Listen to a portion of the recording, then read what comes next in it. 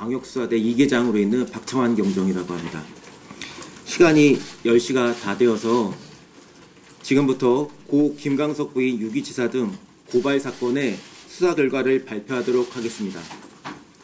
서울지방경찰청 광역수사대에서는 고 김광석 부인에 대한 유기치사 및 사기 고발 사건을 수사하여 범죄 사실을 인정할 만한 증거 없음을 이유로 불기소 혐의 없음 의견으로 서울중앙지방검찰청에 사건을 송치하였습니다.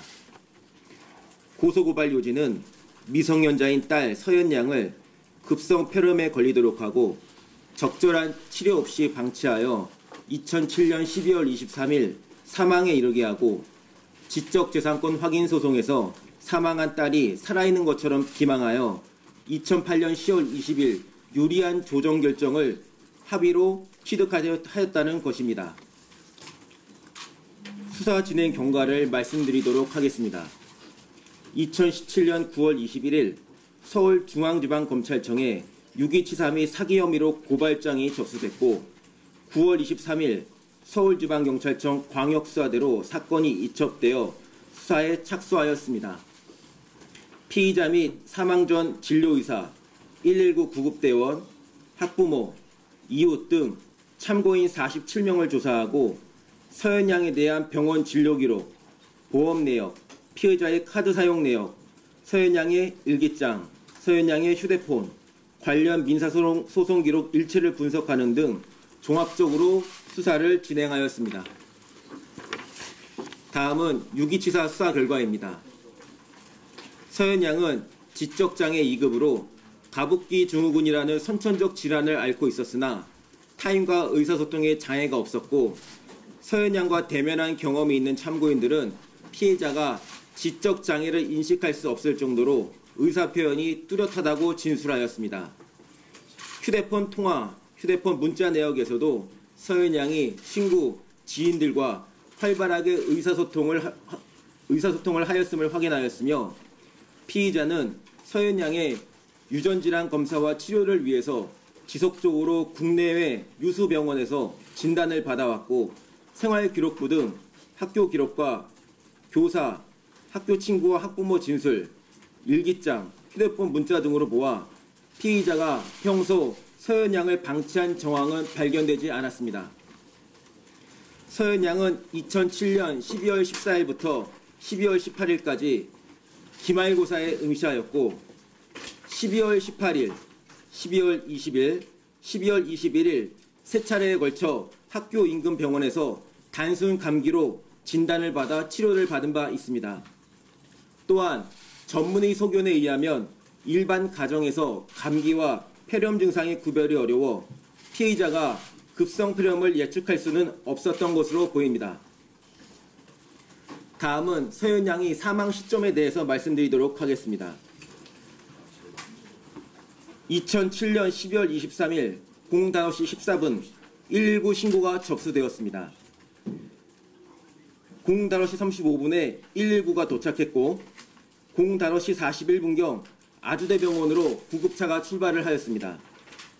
05시 58분경 아주대학병원으로 구급차가 도착을 했고 이 사실은 모두 저희가 119 구급 일지와 아주대 병원 기록을 통해 확인하였습니다.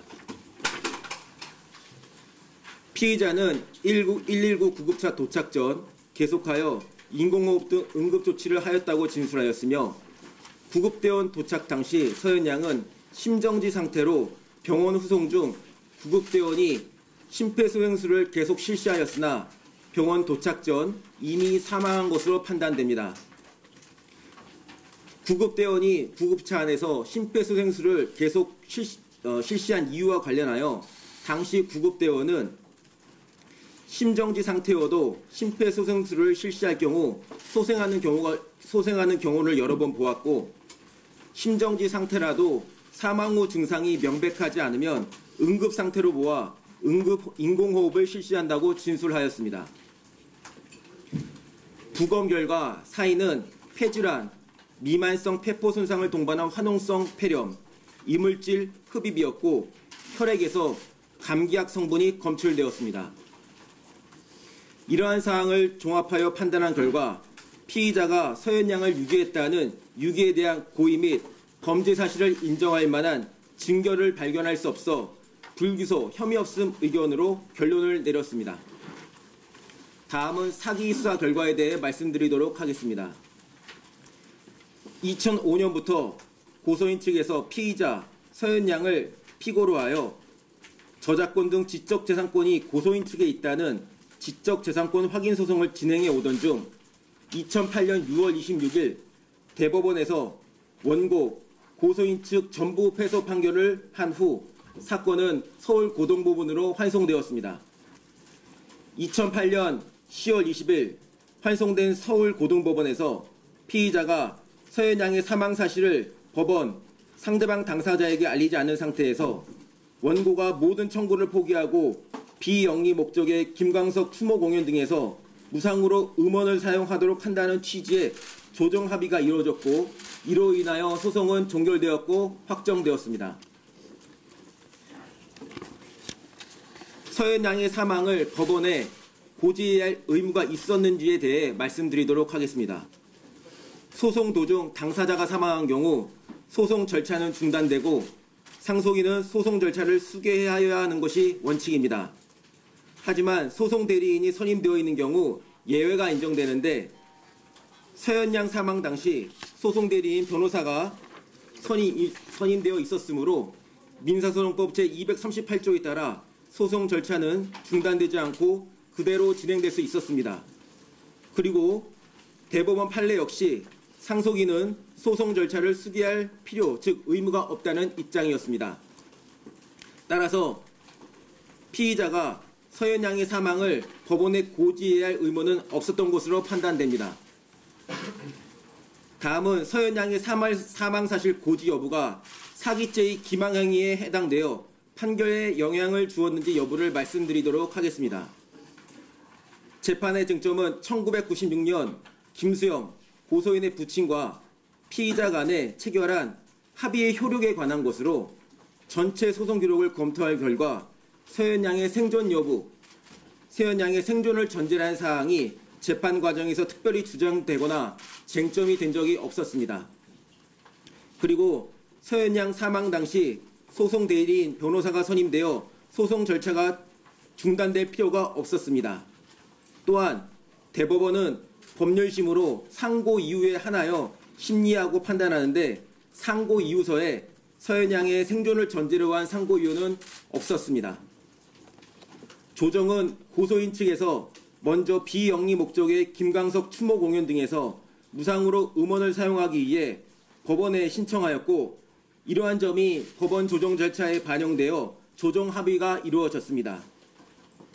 이러한 점을 종합적으로 검토해 본 결과 서현양의 생존 여부는 판결 등에 영향을 미치지 않았다고 판단되었습니다.